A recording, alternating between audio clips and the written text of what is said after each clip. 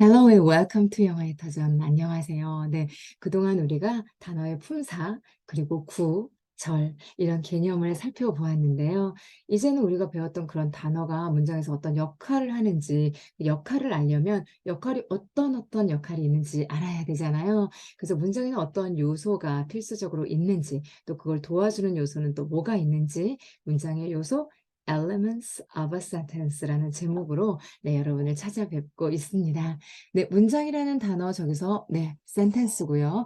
요소라는 단어 element입니다. 어떤 기본 요소가 된다 해서 우리 초등학교라고 할 때 elementary school이라고 하거든요. 그래서 토대가 되는 요소가 되는 기본적인 학교 바로 elementary school. 그래서 이거는 요소라는 뜻이고 얘는 문장 그러니까 elements of a sentence는 문장의 요소들이라는 영어였습니다.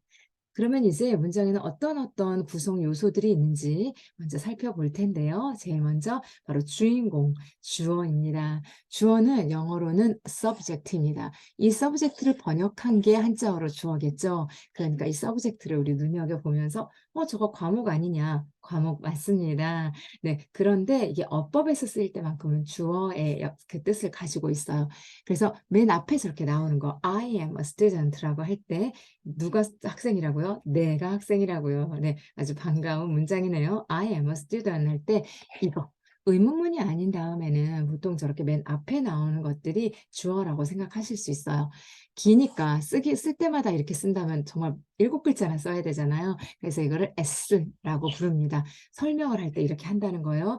저걸 내가 알아들으려면 주어를 subject라고 하니까 그래서 S구나 라고 파악하고 있는 것이 훨씬 유리합니다. 그래서 S는 바로 subject를 말하고 예문으로서 I am a student를 만나고 계신 거예요.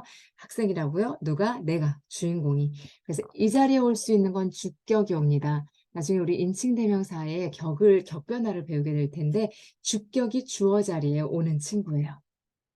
그러면 주어가 주인공이라면 그 주인공이 하는 행위를 동사라고 하는데 원래 엄밀하게는 서술어라고 해요. 주어를 서술해 준다 해서 그런데 서술어가 되는 유일한 품사가 바로 verb여서 편의상 주어 동사 그냥 동사라고 얘기를 합니다. 서술어를. 그러면 아까 배운 그 지식에 따르면 주인공 he가 보냈대요. 나에게 메일 한 통을 보냈대요. 그럼 주어가 한 행위, 그것이 바로 동사, verb라고 하는데요. 첫 글자만 따서 SV 이렇게 하기도 하죠. 설명할 때는. 저 하나하나 쓰기에는 너무 시간이 걸리니까 이건 S야, 이건 V야 이렇게 얘기하곤 합니다.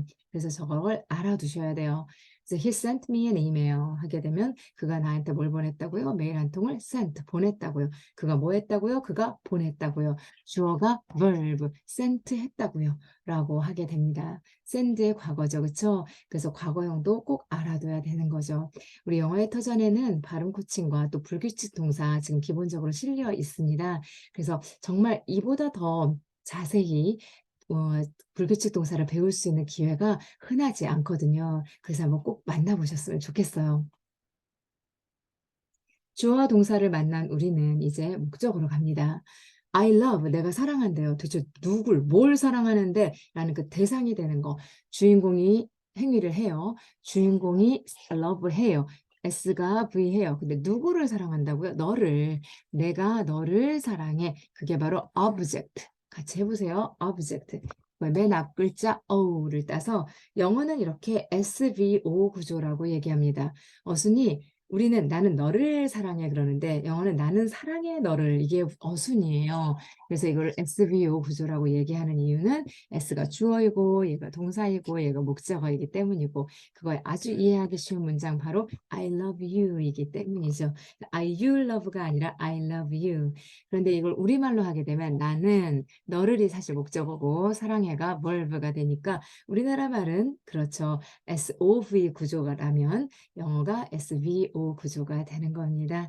네, 물론 우리나라 말은 조사가 있기 때문에 나는 사랑해 너를 그래도 뜻이 전혀 헷갈리지 않아요. 그 전달이 잘 되거든요. 근데 영어는 조사가 없기 때문에 이 위치가 굉장히 중요해요.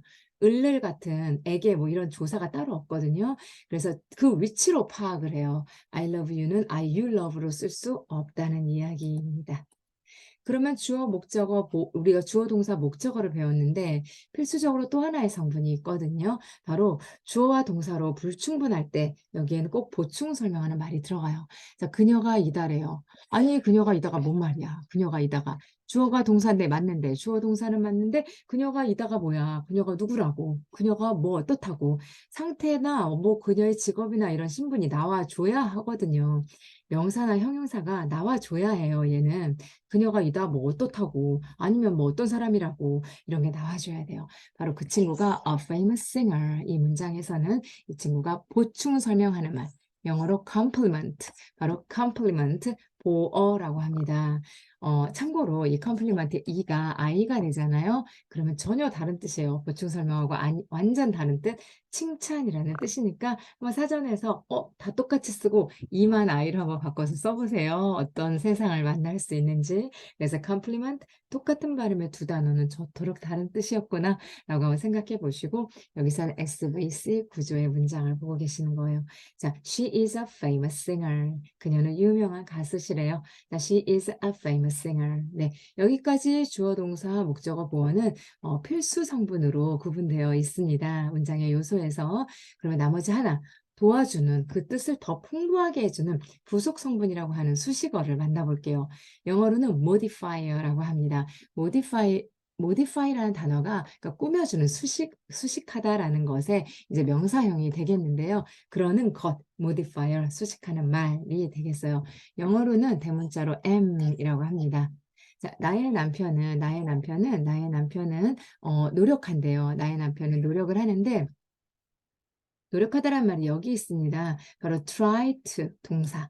이것이 3인칭 단수죠. 남편이 he니까 3인칭 단수일 때 이 동사에 s 붙여야 되는데 자음 더하기 y로 끝난 거 저렇게 s 붙일 때는 y를 i로 바꾸고 es를 붙인다라는 약속이 있어요. 그래서 tries, my husband tries to 그러니까 운동하려고 노력하는 거예요. exercise. 근데 얼마나 자주 운동을 노력하냐면 every day, 날마다 운동하기를 노력을 한대요. 날마다 운동하기. 그러니까 날마다 운동하다라는 이 exercise를 도와주는 부사거든요. 얘가 꾸며주는 말이라는 거예요. 그래서 이거를 수식어다. 뭐다? modifier다라고 불러요.